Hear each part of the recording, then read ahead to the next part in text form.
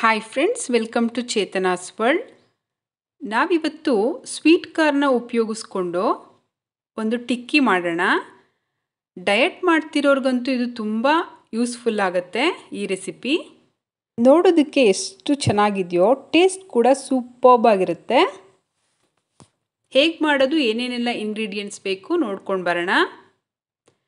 ನೋಡಿ, ನಾನಿಲ್ಲಿ ginger garlic paste ತೊಗೊಂಡಿದ್ದೀನಿ, ಮತ್ತು ಆನಿಯನ್ ತೊಗೊಂಡಿದ್ದೀನಿ, 2 ಆನಿಯನ್ ತೊಗೊಂಡಿದ್ದೀನಿ, ಸಣ್ಣದಾಗಿ ಕಟ್ ಮಾಡಿ ಇಟ್ಕೊಂಡಿದ್ದೀನಿ.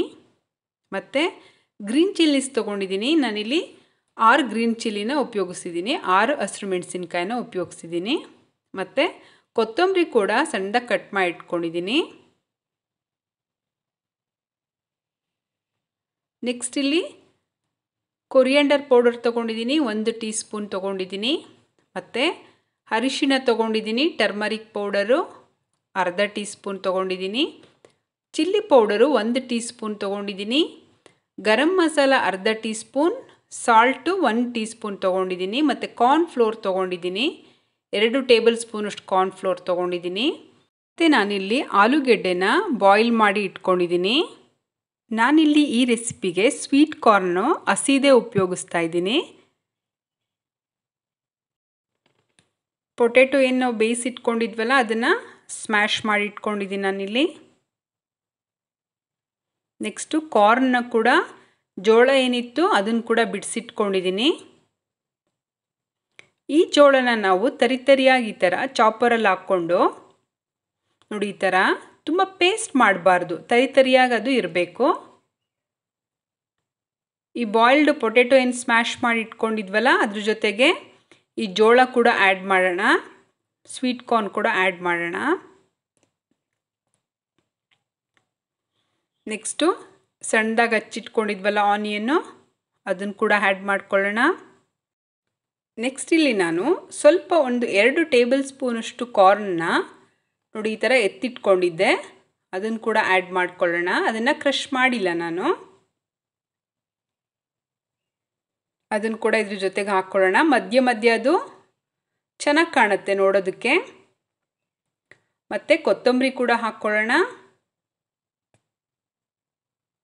ಗ್ರೀನ್ ಚಿಲ್ಲೀಸ್ ಏನು ಇಟ್ಕೊಂಡಿದ್ವಲ್ಲ ಸಣ್ಣದಾಗಿ ಕಟ್ ಮಾಡಿ ಅದು ಕೂಡ ಹಾಕ್ಕೊಳ್ಳೋಣ.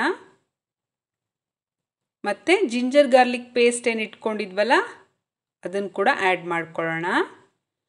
ನೆಕ್ಸ್ಟು ಡ್ರೈ ಸ್ಪೈಸಸ್ ಹಾಕ್ಕೊಳ್ಳೋಣ. ನೋಡಿ, ಚಿಲ್ಲಿ ಪೌಡರ್ ಹಾಕ್ಕೊತಾ ಇದ್ದೀನಿ 1 tea spoon, 1/2 tea spoon garam masala ಹಾಕ್ಕೊತಾ ಇದ್ದೀನಿ.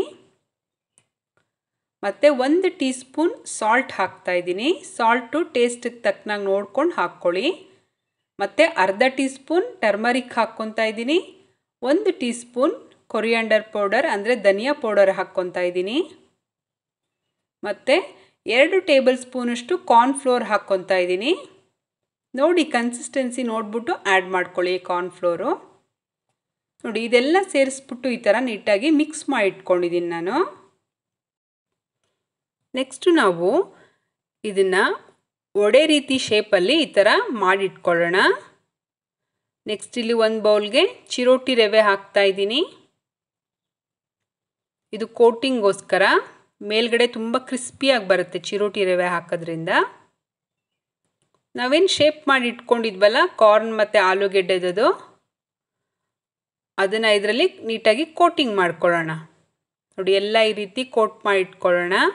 ನೋಡಿ, ಈ ಸ್ಟೇಜ್ವರೆಗೂ ಅಂದರೆ ಬಾಯ್ಲ್ ಮಾಡಿ ಪೊಟೆಟೊ ಎಲ್ಲ, ಕಾರ್ನ್ ಎಲ್ಲ ಕ್ರಷ್ ಮಾಡಿ, ಪ್ಲಸ್ ನಾವಿದು ಮಸಾಲಾಸ್ ಎಲ್ಲ ಆ್ಯಡ್ ಮಾಡಿ ಚಿರೋಟಿ ರವೆನಲ್ಲಿ ಈ ಥರ ನಾವು ಕೋಟಿಂಗ್ ಮಾಡಿ ಇಟ್ಕೊಂಡ್ಬಿಟ್ರೆ ರೆಫ್ರಿಜಿರೇಟರಲ್ಲಿ, ನಾವು ಯಾವಾಗ ಬೇಕಾದ್ರೂ ಗೆಸ್ಟ್ ಬಂದಾಗಿರಲಿ ಅಥವಾ ಮಕ್ಕಳು ಸ್ಕೂಲಿಂದ ಬಂದಾಗ, ಹಸ್ಬೆಂಡ್ ಆಫೀಸಿಂದ ಬಂದಾಗ ತುಂಬ ಬೇಗ ಶಾಲೋ ಫ್ರೈ ಮಾಡಿ ಕೊಡಬಹುದು.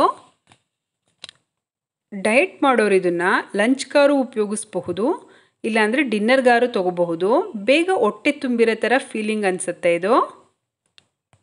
ಹೈ ಫ್ಲೇಮಲ್ಲಿ ಇಡಬಾರ್ದು, ಇದು ಮೀಡಿಯಮ್ ಫ್ಲೇಮಲ್ಲಿ ಇಟ್ಟಿದ್ದೀನಿ ನಾನು.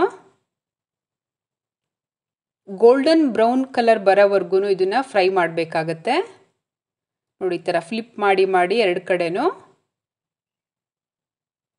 ಆಯಿಲ್ ನೋಡಿ ಎಷ್ಟು, 1 ಟೇಬಲ್ ಸ್ಪೂನಷ್ಟು ಆಯಿಲ್ ಮಾತ್ರ ಕನ್ಸ್ಯೂಮ್ ಆಗಿದೆ ಇಲ್ಲಿ. ನೋಡಿ, ಬಿಸಿ ಬಿಸಿಯಾದ ಕಾರ್ನ್ ಟಿಕ್ಕಿ ರೆಡಿ ಆಯಿತು. ಡಯಟ್ ಫ್ರೆಂಡ್ಲಿ ರೆಸಿಪಿ ಇದು. ಈ ರೆಸಿಪಿ ನಿಮಗೇನಾದರೂ ಇಷ್ಟ ಆಗಿದ್ದಲ್ಲಿ ಪ್ಲೀಸ್ ನನ್ನ ಚೇತನಾಸ್ ವರ್ಲ್ಡ್ ಚಾನಲ್ನ ಲೈಕ್ ಮಾಡಿ, ಶೇರ್ ಮಾಡಿ, ಸಬ್ಸ್ಕ್ರೈಬ್ ಮಾಡಿ. Thank you.